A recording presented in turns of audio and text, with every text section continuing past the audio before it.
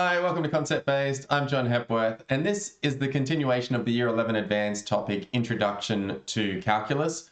We're in that specific section doing the derivative, and today's question looks at something that I always feel a little bit challenged teaching because it's a rule. And as you know, this channel is called Concept Based, and I want most of the mathematics that's in the head of my students to be conceptual. I want them to understand why. I don't want them to just understand how.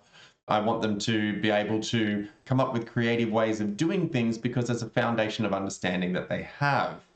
And so to try and create that in my students, what I don't like doing is just teaching rules and saying, this is the rule, so therefore just use this because that's the rule. But there are times in mathematics where just following a rule is obviously significantly time-saving, and we don't necessarily have to understand exactly why it works to be able to apply it. But I still think it is worthwhile considering or doing some of the procedures that allow you to feel comfortable that the rule is true. That certainly was important for me as a student. I didn't want to just accept that something was true. I would always put my hand up and say, Mr. Farduli, but why? Why is this the rule? Why is it that makes it like this? So the rule today that we're talking about is the product rule. So far in the introduction to differentiation, all we've done is differentiated functions or polynomials where we just have a series of terms that were added together. And today we're going to look at one where it's more than just that. It's two terms multiplied together. Well, not even terms, it's one term still. It's a multiplication of these, I suppose it's still terms inside this function. Really, it's a multiplication of two functions, I should say. So with that being the case, let's have a look, first of all, at what we could do if we didn't use the rule. So if we didn't use a rule here, we could actually just go ahead and expand this. And we could just end up writing 12x squared minus 6x cubed. And therefore, we could go and differentiate this because we know a rule for this differentiation. Multiply by the power and drop the power by 1. Multiply by a power, drop the power by 1. We could then go ahead and factorize this again, or whatever it is that we want to do. But I'm just going to leave it there in its expanded form of 24x minus 18x squared. So first of all, this question's actually doable without learning a new rule. But I always think of the Karate Kid when I think of this. It's worth sometimes learning the rule for something that you can do already so that you can apply it in another situation where you can't use something that you've done before. For example, in the future, you might have a trig function in the brackets here, 3x squared times sine x, okay? And then it becomes a whole new thing where you have to be using this fundamental rule that you're going to learn in this lesson here. So let's just remember 24x minus 18x squared, and let's see if we come up with that answer using a rule. Now, the rule for the product rule comes from a proof. Now, as a teacher, some people might ask, oh, I get asked the question, what do you think of AI? What do you think of AI in mathematics? Sometimes AI is fantastic in mathematics. If you type into it, please give me the proof for the product rule in calculus, it will go ahead and just give you a beautiful proof using first principles. Now, if you're the kid whose why is answered by the proof, then go and just ask. I just used Copilot, not even specifically mathematics AI tool or anything like that. Just go and ask what is the proof, and you could see it and go, oh, look, it does work. And you might feel a sense of acceptance. So let's get rid of that because we are not going through that in the channel. What we are going to go through is what the rule actually is.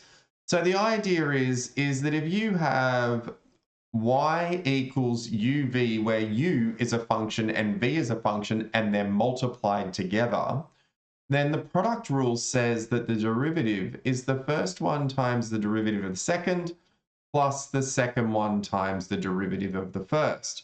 Now, some people don't like writing it like this because what they do like writing it like is the word vuv. They like to write v-u-u-v and then put the derivatives on the other function.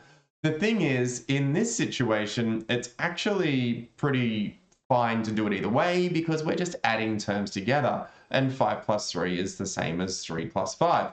And however you want to identify the U's and the V's is up to you to do, and that's fine. But I have always just thought of it as the first times the derivative of the second plus the second times the derivative of the first. That sentence goes through my head still. 1996 to 2026. What are we at? Oh my goodness, 30 years. 30 years after my HSC. I still, when I'm teaching it, say to myself, first times the derivative of the second plus second times the derivative of the first.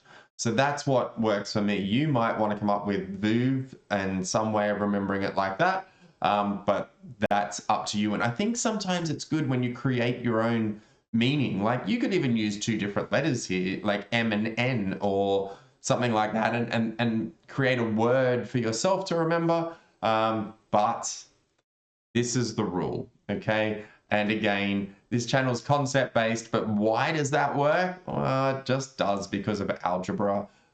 So we accept it, as a teacher used to always say in his Extension 2 class, just accept it, and you can then go and utilize this tool. So let's utilize this tool, right? So we've got our f of x up there, and we are going to differentiate it. And to differentiate it, we're going to do the first one. So the first part of the product is that 3x squared part. And we're going to times it by the derivative of the second part. Now the second part is 4 minus 2x. So the derivative of that is just minus 2. And then we're going to add on to it the second part. So 4 minus 2x times the derivative of the first part, which is 2 times 3 is 6x. So there's the expression. Now we will tidy it up and see if we end up with what we thought we were going to get.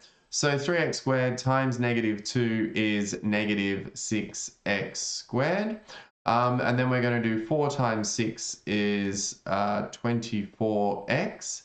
And then minus 2 times positive 6 is minus 12x squared, which means we could write this as the positive bit first, 24x minus 6x squared minus 12x squared, so minus 18x squared, which is what we had initially when we did the expansion and then the differentiation. Now, I know you might look at that and go, that seemed a lot harder. Why wouldn't I just expand it and differentiate it? But like I said at the start, sometimes the functions can't be expanded. Sometimes there's a trig function. Sometimes there's a log function. Sometimes there's an exponential function. There are things that are inside your course that we can't just expand terms out. And we have to remember this as a rule. So first times the derivative of the second plus second times the derivative of the first.